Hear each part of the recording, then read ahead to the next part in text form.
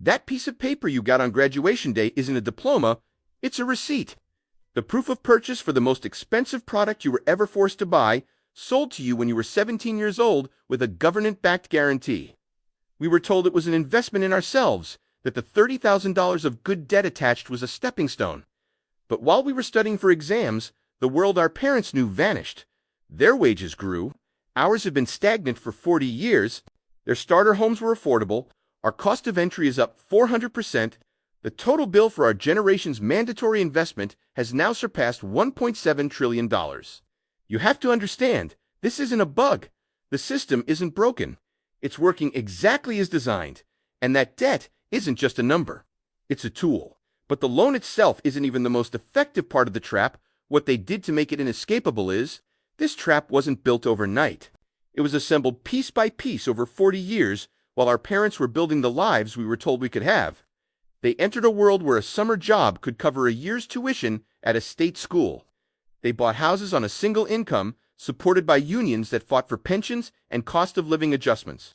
For them, college was a public good, an accessible pathway. But in 1965, the government stepped in, guaranteeing student loans to increase access. It sounded noble, but what it actually did was create a new business model. It removed all the risk for the lender. Universities no longer had to justify their costs to students. They just had to fill out the paperwork for a government-backed loan. The public good was officially being privatized, and we were about to become the product. By the time we were born, the foundation was set. All they needed was to lock the doors. That happened in 2005 with a single change to U.S. bankruptcy law. Suddenly, private student loans, like the ones many of us were forced to take, were made nearly impossible to discharge. This gave them a status unlike any other debt. A failed business owner could declare bankruptcy, a gambler could walk away, but a 22-year-old with a worthless degree, they were locked in for life.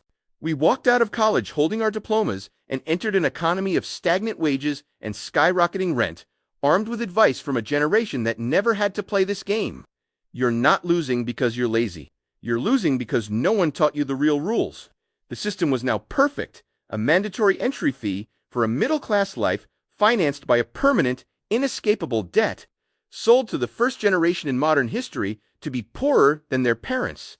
So who is on the other side of this transaction? First, the universities with government-backed loans guaranteeing their payment. They had no reason to control costs, raising tuition at 4 times the rate of inflation while building billion-dollar endowments. They get paid no matter what. Then come the lenders, including the federal government itself. They were handed the perfect financial product, a risk-free asset backed by our future, which, by law, we can never escape. They simply cannot lose. And finally, the corporations, they get the ultimate prize, a generation of workers so buried in debt they can't afford to be ambitious. You don't quit a toxic job when you have a $400 payment due every month. You don't demand a raise, you don't take a risk. Our debt is their leverage, the invisible force ensuring we stay compliant, cheap, and grateful for a paycheck that doesn't even cover existence. And who loses? We do. We are the raw material powering this engine. Our generation was sold a ticket to the middle class, but the price was set by the sellers with no regard for our ability to ever actually pay it. The stakes for them are continued, guaranteed profit extraction. For us, it's everything else, the ability to buy a home, start a family, or build any kind of wealth. They need us to believe the lie that our failure is personal, that if we just budgeted harder or skipped the line, we could fix a problem that was mathematically designed to be unsolvable. That's not advice.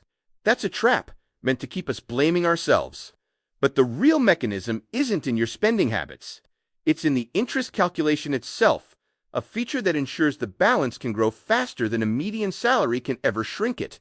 The real mechanism is invisible because we were deliberately never given the language to see it. It's the financial literacy they conveniently left out of our curriculum, right next to the chapter on how compound interest becomes a weapon when it works against you, not just for you.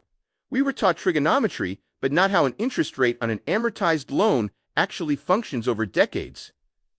Then, to build a credit score, the mandatory passport to modern life, we're told we had to take on debt. Get a credit card, get a car loan. You have to prove you can handle debt by staying in debt. These aren't separate unfortunate events. They are carefully placed, interlocking gears in a machine. A machine designed to do one thing: get you into their system early and make sure you never have the tools to find a way out. But the masterstroke, the linchpin that makes the trap inescapable, is the legal cage they built around the debt itself. That 2005 bankruptcy law wasn't just a policy tweak. It was the closing of the final fire escape. It turned our generation's student loans into a unique asset class, a risk-free revenue stream for the lender, and a permanent, non-negotiable liability for us. That is the engine of the modern workforce. A generation chained to a balance sheet can't afford to be disruptive. We don't demand better pay. We don't quit the toxic job. We don't take risks. We service the debt. It's the perfect control system, an economic straitjacket we were tricked into wearing. They made the debt inescapable by law. Let me show you the math that proves it's unpayable by design. Let me show you the math. We were sold a promise of higher earnings. So let's start there. The median salary for a recent college graduate in our generation is around $56,000 a year. On paper, that sounds like a foundation, but you don't get to keep it. The system takes its cut first. After an average combined federal and state tax rate of 24%, that number shrinks to $42,560. Your actual monthly take-home pay isn't the $4,666 you might imagine. It's $3,546. This is the real starting line. This is the number your entire life has to fit inside. From here, we begin subtracting the non-negotiable costs of just existing in the modern world. The trap isn't just the debt itself, it's the violent collision between the income they promised and the expenses they never wanted you to add up. They made us focus on the annual salary, not the monthly survival number.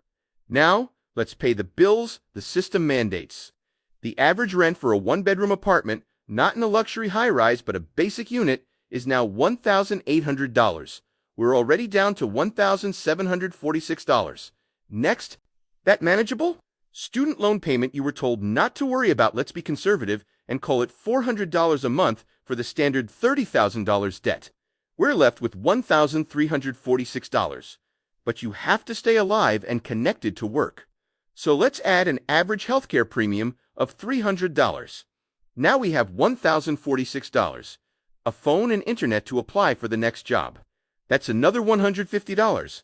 Suddenly, we're at $896. We still haven't eaten or gone anywhere. A modest grocery budget is $400. That leaves $496 for everything else. Car payment, insurance, gas, forget it, an emergency car repair. You're wiped out. One unexpected medical bill and you are financially shattered for the year. This is the investment paying off. You're not getting ahead. You are treading water in a current that is mathematically designed to pull you under. This is where the math stops being a simple budget and becomes a weapon. That $400 monthly payment on a standard 10-year plan at 7% interest means you'll pay over $48,000 for your $30,000 loan. You are paying an $18,000 penalty for the crime of following the rules. But what happens when you have that car repair and miss a payment? The interest capitalizes. It gets added to your principal balance, and now you're paying interest on your interest. This is the feature they never mention in the brochure. It is a system designed so that even when you are making payments, your balance can continue to grow. You can do everything right and still lose. The math doesn't lie. You were placed in a game where the rules were written to ensure the house always wins. So the question was never whether you could pay it off. The question is, how much of your life will they take before you realize you were never meant to? So, what is the breaking point? It's not a single dramatic event. It's the quiet, soul-crushing math of that $496 surplus we calculated. That's the entire buffer the system allows for your life. It's the space for your clothes, your car insurance, your sanity, and every single thing that could possibly go wrong. So what happens when your car's transmission fails? That's a $4,000 repair bill. Suddenly, your $496 monthly surplus isn't a surplus. It's a deficit that'll take you 8 months to climb out of, assuming literally nothing else goes wrong. That isn't living. That's a prison of arithmetic.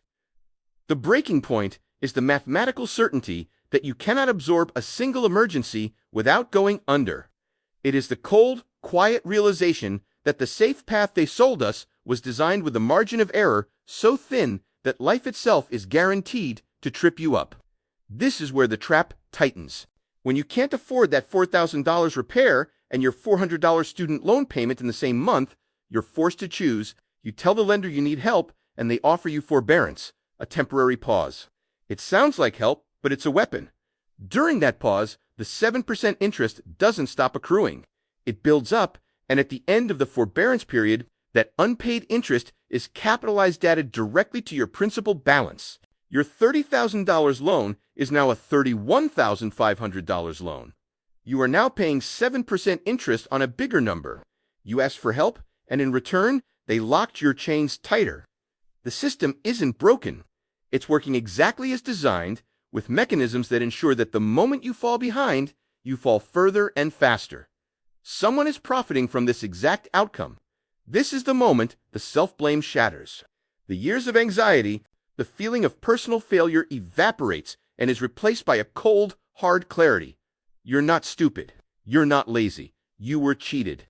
You were sold a defective financial product with terms and conditions written in a language you were never taught to understand. And its core feature is your permanent indebtedness. That feeling isn't despair. It's anger, and that anger is a compass. It is the first step toward reclaiming your power, because you finally understand that you are not playing a game, you are losing. You are the fuel for a machine you were never meant to escape. You're not losing because you're bad at the game. You're losing because no one ever told you the real rules. So what happens if we keep playing by their rules, just paying the bill and hoping? In the first 1 to 5 years, the trap feels like a personal failing. The interest on the loan makes our payments feel like we're bailing out a sinking boat with a teaspoon. The balance barely moves. Rent increases outpace our salary raises every single year. Building an emergency fund is a statistical impossibility. We live on a razor's edge, one dead car battery or unexpected dental bill away from a financial tailspin that takes months to recover from. We're told this is paying our dues, but it feels like treading water in a current that gets stronger every month, pulling us further from a shore we can no longer see. The system is counting on our exhaustion. It needs us to believe the anxiety is our fault. Then, 5 to 15 years in, the consequences become permanent. The window for homeownership, a cornerstone of the middle-class life we were promised, slams shut and locks. Our friends who went into trades or started businesses are putting down payments on houses while we're signing our 8th consecutive lease. We're critically behind on retirement savings, a deficit that compound interest will make nearly impossible to close. Our career is no longer a path, it's a cage. We can't take the risk on a startup, negotiate aggressively for a raise, or quit the soul-crushing job, because that $400 payment is a non-negotiable fact of our existence. The life milestones our parents achieved in their 20s marriage, children, stability become abstract luxuries, mathematically postponed into a future that never arrives. This is the long game. 15, 20, 30 years out, the truth becomes undeniable. The reward for following the rules is a life sentence of financial servitude. Working until death isn't a worst-case scenario. It becomes the default retirement plan. We realize we have spent our most productive, highest-earning years not building wealth for our own families, but transferring it directly to the educational and financial institutions that designed this product. We have nothing to pass down. The generational wealth gap becomes a chasm we were forced to dig. The psychological toll is the final insult. Years of shame, anxiety, and the quiet isolation of pretending to be okay while drowning. This is not personal failure. This is systematic extraction. So you see it now? The anger you feel isn't just frustration, it's the friction of your mind breaking free from a cage you were told was a path. The first instinct is to ask, what do I do? That's the wrong question. It's the question they want you to ask because it keeps you looking for a simple action, another rule to follow. The right question is, how does this machine work? You stop blaming yourself for a debt that was designed to be a predatory product. You stop just paying the bill and start analyzing its terms like an enemy's contract. The path out isn't working harder. It's understanding the rules they use against you. It's researching income-driven repayment plans, loan consolidation, and the legal firewalls between federal and private debt. This is hard. It was made hard on purpose. But now you see the architecture of the trap, and you can't unsee it. This changes your position entirely. You are no longer just a victim of the game. You are a student of its design. The system isn't broken. It's working exactly as designed, and now you have the blueprint. The goal is not to find the magic escape hatch, but to operate with the cold, calculated awareness of someone who knows the odds are rigged. That clarity is your only real asset. It's the weapon they never wanted you to have. So the question that should haunt you isn't how you'll ever pay it back. It is this. You spent 4 years studying their curriculum, but how many hours have you spent studying the terms of the financial contract that will define the next 30 years of your life? Because trapping you in debt was only the first part of the plan.